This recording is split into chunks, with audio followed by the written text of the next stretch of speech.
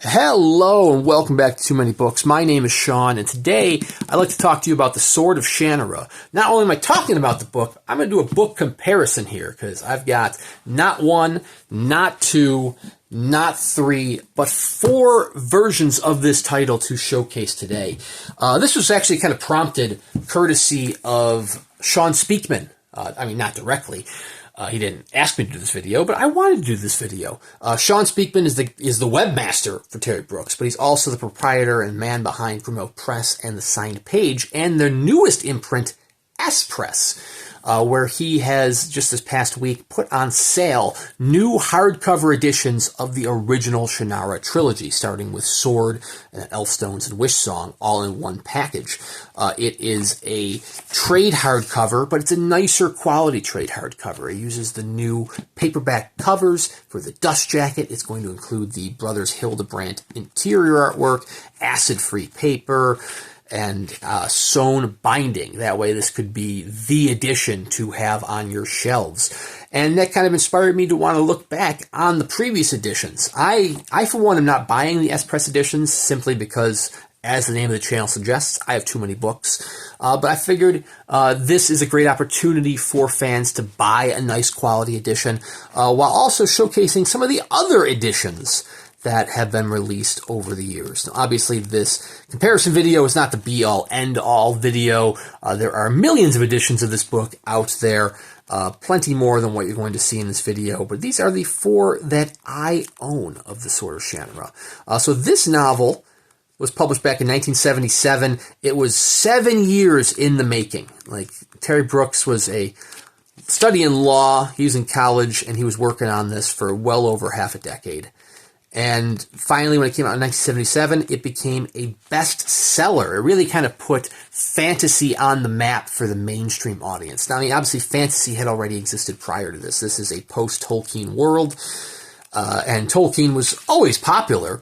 There's Skull Mountain right there. Although, maybe not with the masses, not with the regular crowd. It was very much a nerd group of fantasy enthusiasts who loved Tolkien. The Sword of Shannara was the one that really kind of jumped the gap and kind of branched out to a wide mainstream audience. So real quick, the one I just showcased there was just a regular trade mass market paperback, courtesy of the Signed Page several years back. So, of course, courtesy of the Signed Page, it is signed by Terry Brooks, which is fantastic. Next up, we're going to showcase my personal favorite of the editions. The other ones are nice too, but I kind of like this one. This is the 35th anniversary edition, which was annotated. Absolutely top-notch right there.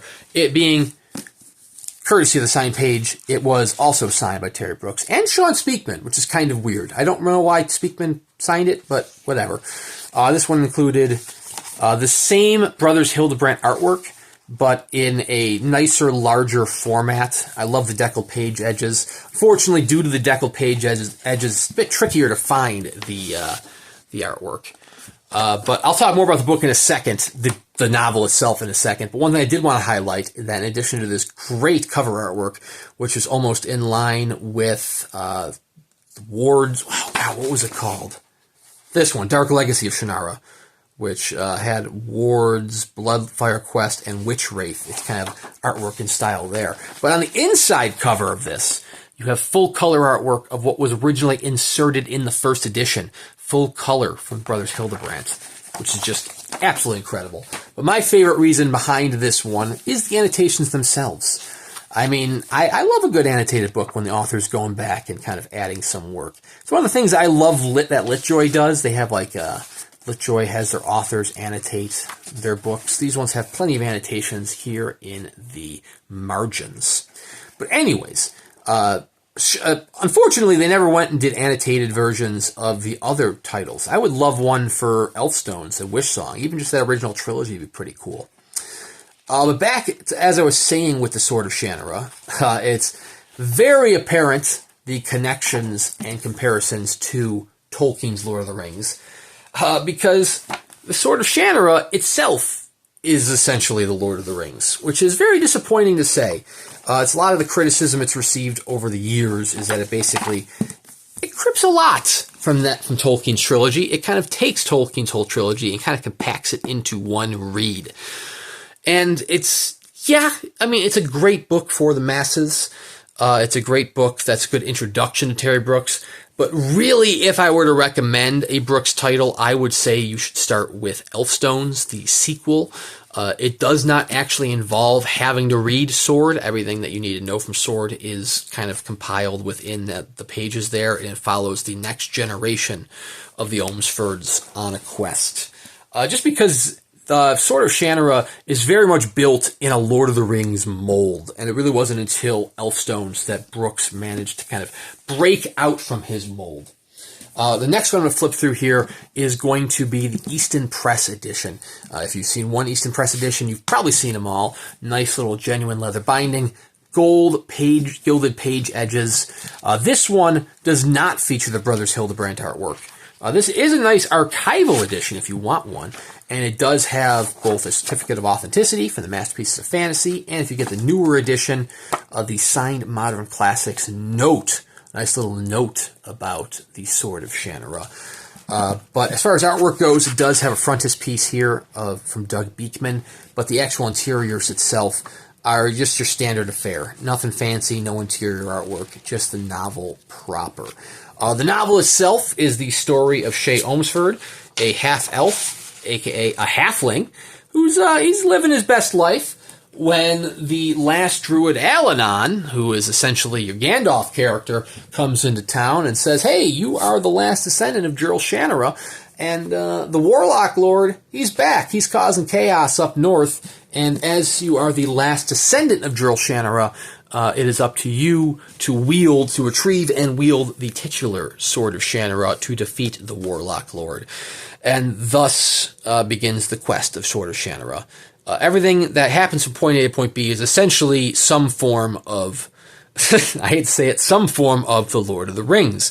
Once Shay leaves the Shire and, helps join in the likes of characters who are who are discount store Aragon, and at discount store, of course, you got the druid Alanon, who is very fluent in exposition. I'm not a big fan of Alanon as a character in this one. The dude doesn't add much other than literal exposition every time he opens his mouth. I'll talk more about that in a minute. What I'm going to showcase last, but certainly not least, is probably the fanciest edition out there, although it's a tougher one to find. This is the Grim Oak Press one. It is one of the novels to put Grim Oak on the market. Once again, kind of heralding back to Sean Speakman. Obviously, Unfettered was the first title, and I believe this was their second. This was around the same time they did the Unremembered of Peter Aurelian, but I believe this technically predated that. It is printed, it is bound in bonded leather. It does have Marc Simonetti's incredible cover artwork. The interiors are a little iffy. I hate to say it. I do love Simonetti as an artist, but for these earlier titles, they were presented in black and white. It is, of course, signed by Terry Brooks and Marc Simonetti, limited to 1,000 copies, of which I am 716. Which is just perfect being here in the Buffalo area. Shout out to 716. It does have a new updated version of the Four Lands, which is presented on the inside here with a full color art. Nice little cartography there.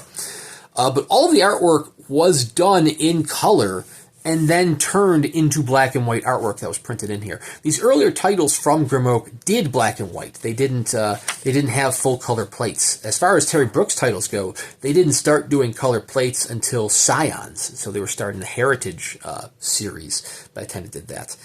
And they were still definitely finding their bearings for this first title. So the contrast is a little off. Like, this is way too dark. And it's probably a little better in person than it looks in the video, but it's not great. I mean, like, the contrast is not your friend. And it just leads to, like, images where you're like, what the hell is going on here?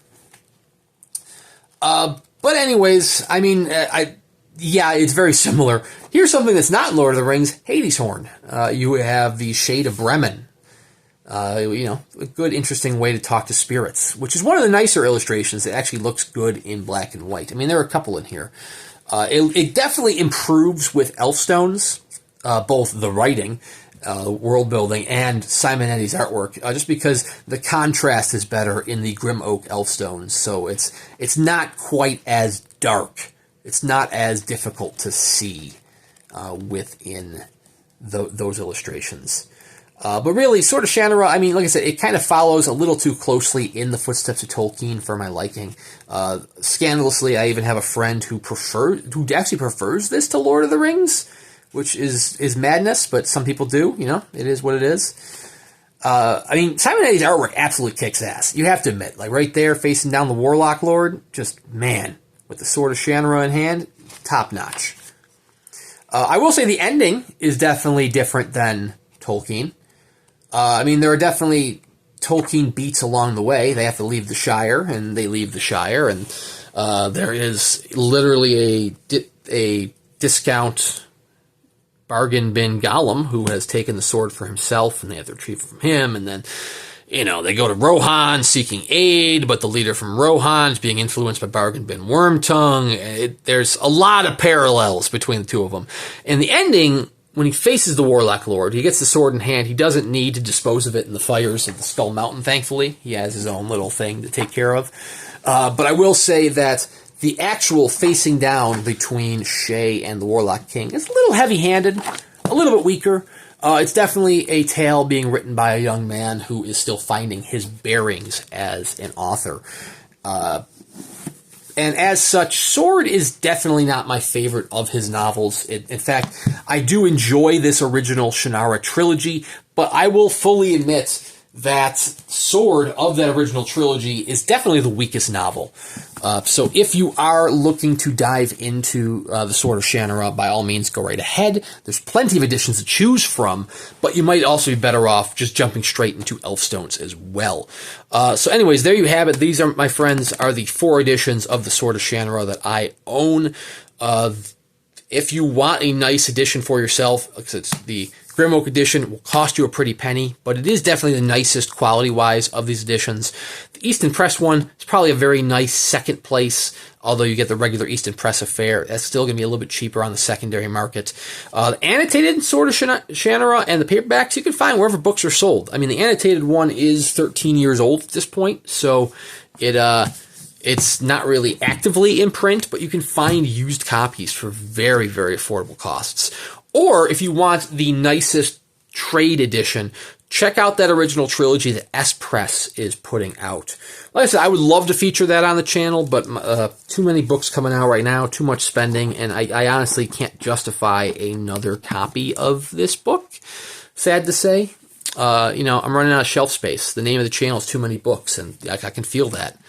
But anyways, thank you guys very much for watching. Check out Terry Brooks. I mean, he might not be on par with some of the modern masters of fantasy. He's got a more old-fashioned style to his fantasy, but he's got a very strong voice. And even though that voice was still developing and coming into its own with Sword of Shannara, it's still a great starting point for a series.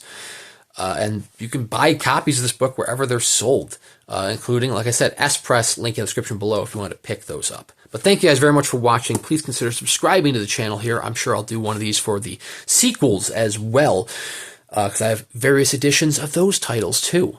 I do at least one book review a week, plenty of unboxings in between here and there, including some Grim Oak Press unboxings, much like the Sword of Shannara, except for the newer titles that use full color plates. But anyways, check out Terry Brooks, and we'll see you around next time.